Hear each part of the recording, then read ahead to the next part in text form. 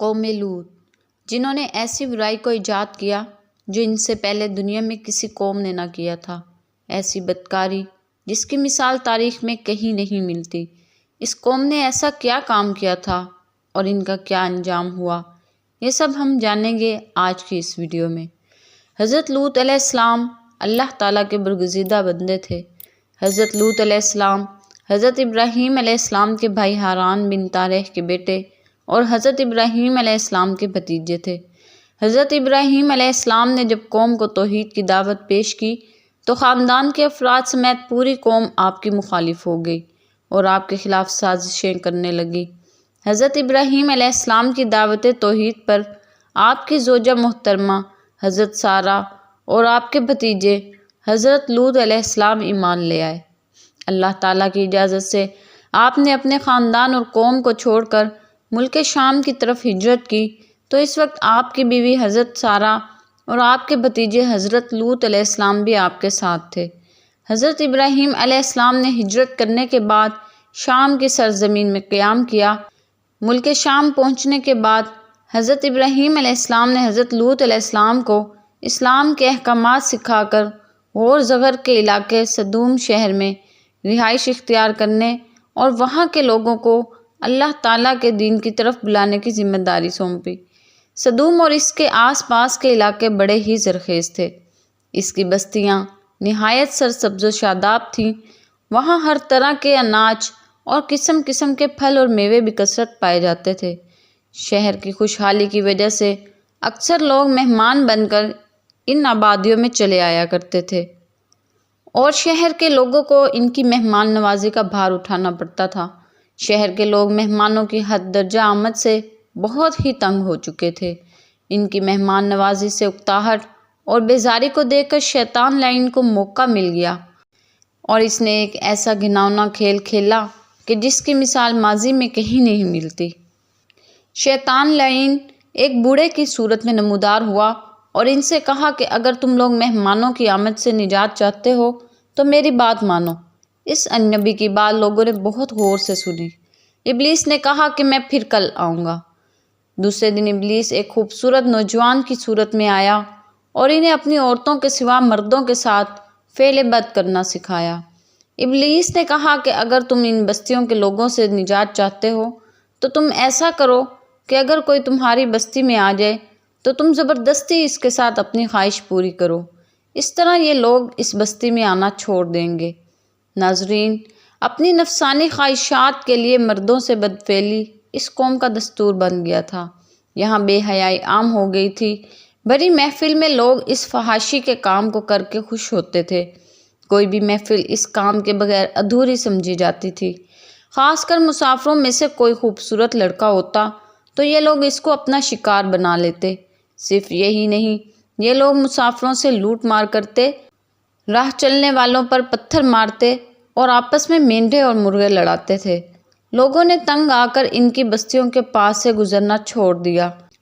حضرت لوط علیہ السلام نے اپنی قوم کو بڑے نرم لہجے میں بے حیائی اور حرام کاموں کے ارتکاب پر گزشتہ اقوام کو ملنے والی سزائیں بتاتے ہوئے پاک دامن زندگی گزارنے کی تعلیم دی اور ان سے کہا کہ اے میری قوم، تم اپنے آپ کو انسانیت کے معیار سے گرا چکے ہو۔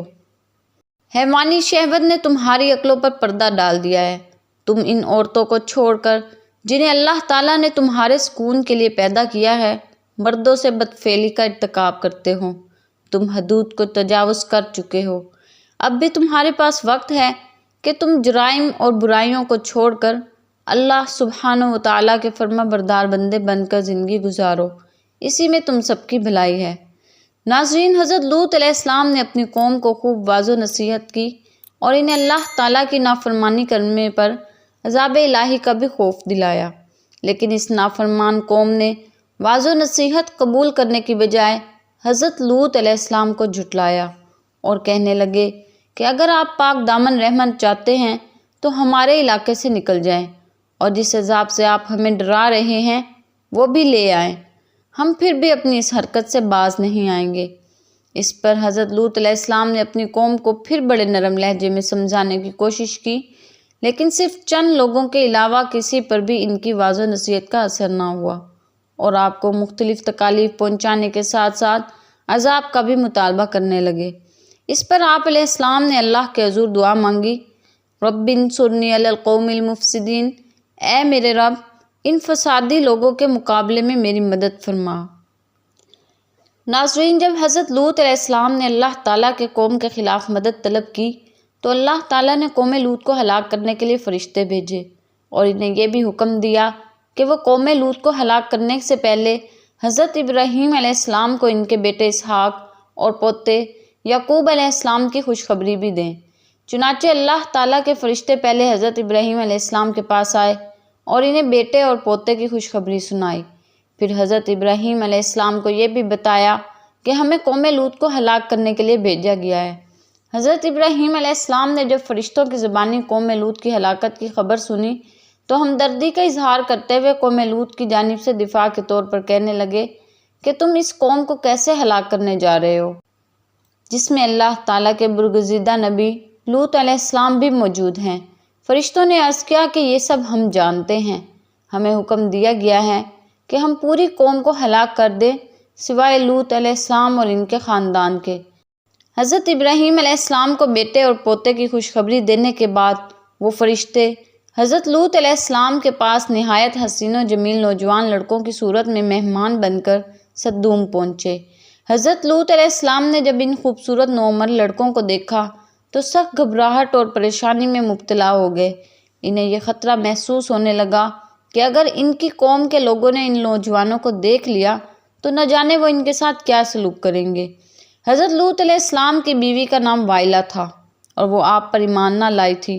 دراصل وہ ایک منافقہ تھی اور وہ بھی اسی برائی میں مبتلا تھی، لہٰذا اس نے جا کر اہل صدوم کو یہ خبر دے دی کہ لوط کے گھر خوبصورت نوجوان لڑکے مہمان ٹھہرے ہوئے ہیں۔ یہ سن کر بستی والے دوڑتے ہوئے آئے، حضرت لوط علیہ السلام کے گھر پہنچے۔ حضرت لوط علیہ السلام نے کہا، اے قوم، یہ جو میری قوم کی لڑکیاں ہیں یہ تمہارے لیے جائز اور پاک ہیں، اللہ سے ڈرو اور مجھے میرے مہمانوں کے سامنے رسوا نہ کرو۔ کیا تم میں سے کوئی بھی شائستہ آدمی نہیں؟ حضرت لوط علیہ السلام کی بات سن کر وہ لوگ بولے، تم تو یہ بات اچھی طرح جانتے ہو کہ ہمیں تمہاری قوم کی لڑکیوں سے کوئی سروکار نہیں، اور جو ہماری اصل چاہت ہے اس سے بھی تم بخوبی واقف ہو۔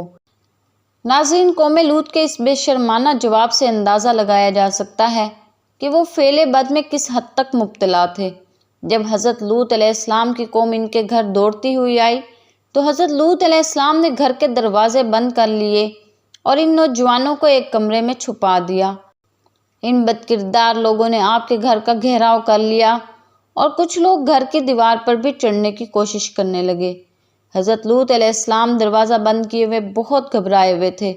فرشتے یہ سب منظر دیکھ رہے تھے۔